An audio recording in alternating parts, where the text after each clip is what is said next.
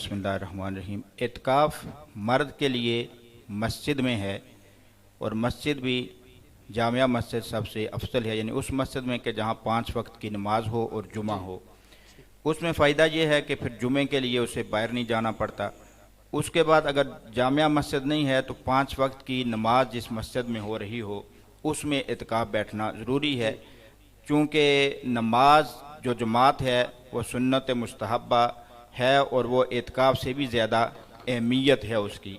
तो इसलिए ऐसी मस्जिद में इत्काफ़ बैठना कि जहाँ 5 वक्त की नमाज हो उस मस्जिद में इत्काफ़ बैठना मर्द के लिए ज़रूरी है। और औरत के लिए ये है कि औरत का अपने घर की जो मस्जिद है औरत उसमें इत्काफ़ बैठेगी, चूँकि घर का कोई वो गोशा जो नमाज के लिए मुख्तस होता है उसको मस्जिद का नाम दे दिया जाए। अगरचे इस मस्जिद की अहमियत के बराबर वो मस्जिद नहीं होगी, लेकिन चूँकि इत्काफ़ के लिए उसको मुख्तस करना है औरत ने किसी एक कमरे को या किसी एक घर के गोशे को, और उसके अंदर औरत जो है वो इत्काफ़ बैठेगी। अब इत्काफ़ बैठने के बाद नियत करके जब जाए इत्काफ़ में चला जाता है मर्द या औरत अपनी उस जाए इत्काफ़ में चली जाती है तो उसके बाद बग़ैर ज़रूरत शरी के वहाँ से बाहर निकलना जायज़ नहीं है। सिर्फ़ इसी सूरत में वहाँ से बाहर जाएंगे जब ज़रूरत शरी होगी उसको पूरा करने के लिए, और उसको पूरा करके फ़ौरन अपनी जाए इत्काफ़ के अंदर वापस लौट जाना है। इत्काफ़ की बहुत बड़ी फजीलत है कि अल्लाह के प्यारे महबूब नबी आखिर सल्लल्लाहु अलैहि वसल्लम ने पहले रमज़ान के पहले अशरे में इत्काफ़ किया, और उसमें वजह यह थी कि शब्बे कदर की लैलातुल कदर जो है उसकी तलाश थी। फिर हुज़ूर अलैहिस्सलातु वस्सलाम ने दूसरे अशरे में इत्काफ़ किया, फिर नबी करीम अलैहिस्सलातु वस्सलाम ने तीसरे अशरे में इत्काफ़ किया है। और हुज़ूर अलैहिस्सलातु वस्सलाम का फरमान है, मफ़हूम है कि फिर तीसरे अशरे में मुझे बता दिया गया कि लैलातुल कदर तीसरे अशरे में है। तो फिर जब नबी करीम अलैहिस्सलातु वस्सलाम को ये बता दिया गया तो उसके बाद नबी अकरम अलैहिस्सलातु वस्सलाम ने अपनी सारी ज़िंदगी जो थी वो तीसरे अशरे में आप इत्काफ़ फरमाते रहे।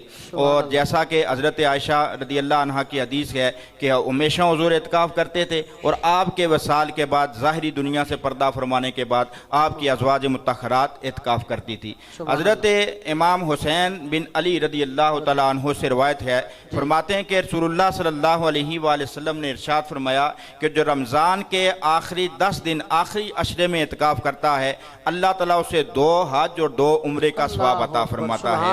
अब ये बहुत बड़ी फजीलत है, क्योंकि इत्काफ़ में एक मशक्क़त है, एक मेहनत है। अपने घर वालों को, अजीज़ व अक़रबा को, रिश्तेदारों को छोड़ के अल्लाह के घर में, उस मालिक के घर में, उस रब से लो लगा के बैठ जाता है, उस खालिक का मेहमान बन जाता है। ज़रा देखिए इसकी इतनी बड़ी फजीलत है कि अल्लाह का घर है और अल्लाह के घर में उसका बंदा उस रब का मेहमान बन के बैठ जाता है। अब इससे बड़ी और फजीलत क्या होगी। जो किसी बंदे के यहाँ मेहमान जाता है, अब वो बंदा मेज़बान जो होता है उसकी बड़ी इज्जत करता है, तकरीम करता है, और जो अल्लाह का मेहमान बन जाए तो अल्लाह जो सारी कायनात को इज्जतें और अज़मतें अनायत फरमाने वाला है, जब सारी दुनिया से नाता काट के उस रब की रज़ा के लिए, उसको राज़ी करने के लिए उसके घर में आके जब बंदा गोशा नशीन हो जाता है तो फिर अल्लाह ताला उसे कितनी इज्जतें और अज़मतें अनायत फरमाएगा।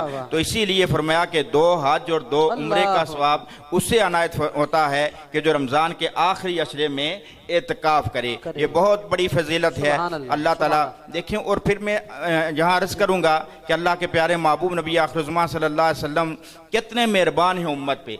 अब एक गरीब आदमी है, अब उसके दिल में तड़प होती है कि अल्लाह मुझे मक्के अपने घर बैतुल्लाह की हाज़री अता फरमाए, हज की सआदत अता करूँ, उम्रे की सआदत हासिल करूँ। और फिर उसके दिल में ये तड़प होती, हर मुसलमान के दिल में तड़प है कि कौन सा वो लम्हा होगा कि अल्लाह के रसूल की बारगाह में मेरी हाज़री होगी। लेकिन तड़प होती है, बाज़ दफ़ा वसाइल नहीं होती, अगरचे वहाँ पे वसाइल की जो है वो ज़रूरत नहीं है, जब वहाँ से बुलावा आ जाता है तो फिर वसाइल खुद ब खुद बन जाते हैं, लेकिन तड़प होती है। तो अल्लाह के प्यारे महबूब अलैहिस्सलातु वस्सलाम ने इतना करम फरमाया उम्मत मुस्तफ़ा पे, फरमाया मेरी उम्मत के गुनाहगार, और मेरे प्यारे हुज़ूर ने फरमाया मेरे गुनाहगार उम्मतियों, ए गरीबों परेशान ना हो, आपका नजपाल नबी इसीलिए तो आया है ना आपकी परेशानियां हल करने के लिए। आपके पास कुछ भी नहीं है तो इतनी तो ताकत है ना, रमज़ान के आखिरी अशरा रब ने आपको नसीब फरमाया है, और उसमें आके अल्लाह के घर में बैठ जाओ, इत्काफ़ कर लो, 1 नहीं 2 हज और 2 उम्रे का अल्लाह सवाब अनायत फरमाएगा। तो इतना अजीम सवाब सवाब है। अल्लाह ताला की बारगाह में दुआ है कि अल्लाह ताला इसकी फजीलत हासिल करने की तौफीक अता फरमाए, हमें इससे फ्यूज़ व बरकत। जो लोग एतकाफ़ बैठें उनको चाहिए कि दिल जमी के साथ अपने रब को राज़ी करने की कोशिश करें। हर किस्म के जो मामलात हैं, दुनियावी मामलात हैं, उनसे बिल्कुल कता ताल्लुक़ कर लें। जो अपने दोस्त हैं, अहबाब हैं, 10 दिन के लिए उन्हें बिल्कुल खैराबाद कह दें कि ईद के दिन आपसे मुलाकात होगी, उससे पहले मुलाकात नहीं करेंगे, इसलिए कि हमने अपने रब को राज़ी करना है और उस रब की रज़ा के लिए आपको छोड़ के मैं अल्लाह के घर में बैठ रहा हूँ। तो इस नीयत, इस इरादे और अपने रब की रज़ा हासिल करने के लिए जब अल्लाह के घर में बैठ जाएंगे और इसी इरादे के साथ अल्लाह की बारगाह में रो रो के इन रात की तारीकियों में जब सारी दुनिया सो रही हो और उस पिछले पहर में उठकर अल्लाह की बारगाह में सरबाजूद होकर आंखों से आंसू बहा के अपने रब से माफ़ी मांगेंगे, तो फिर देखें कि अल्लाह ताला किस तरह उस बंदे के बख्त को बुलंद फरमाता है, कितनी फजीलतें अनायत फरमाता है। तो सामीन मोहतरम, हदीस मुबारक आपने अक्सर सुनी होगी कि जब हज करके बंदा वापस आता है तो गुनाहों से पाक हो जाता है। इस तरह कि जिस तरह माँ के पेट से बच्चा पैदा होता है, पहले दिन वो गुनाहों से पाक होता है, हाजी करके जब वापस आता है तो इस तरह गुनाहों से पाक होता है। तो फिर मुझे कहने दीजिए कि जब इत्काफ कर लेता है और कामिल इत्काफ कर ले तो फिर उसको 2 हज और 2 उम्रे का सवाब जब अल्लाह अनायत फरमाता है तो उसके गुनाहों को किस तरह अल्लाह ताला माफ़ी अता फरमाएगा। ये बहुत बड़ा अजीम अल्लाह के प्यारे महबूब अलैहिस्सलातु वस्सलाम का फरमान ज़ीशान है, जो मगरब से इशा तक अल्लाह के घर में इत्काफ की नीयत कर ले और किसी से कलाम ना करे, अल्लाह और उसके रसूल का जिक्र खैर करता रहे, अल्लाह ताला उसके लिए जन्नत में घर तैयार फरमा लेता है। फिर इतनी साथ अल्लाह के लिए बैठें और कोई कलाम ना करें, अल्लाह का जिक्र करें तो उसके लिए जन्नत में घर है।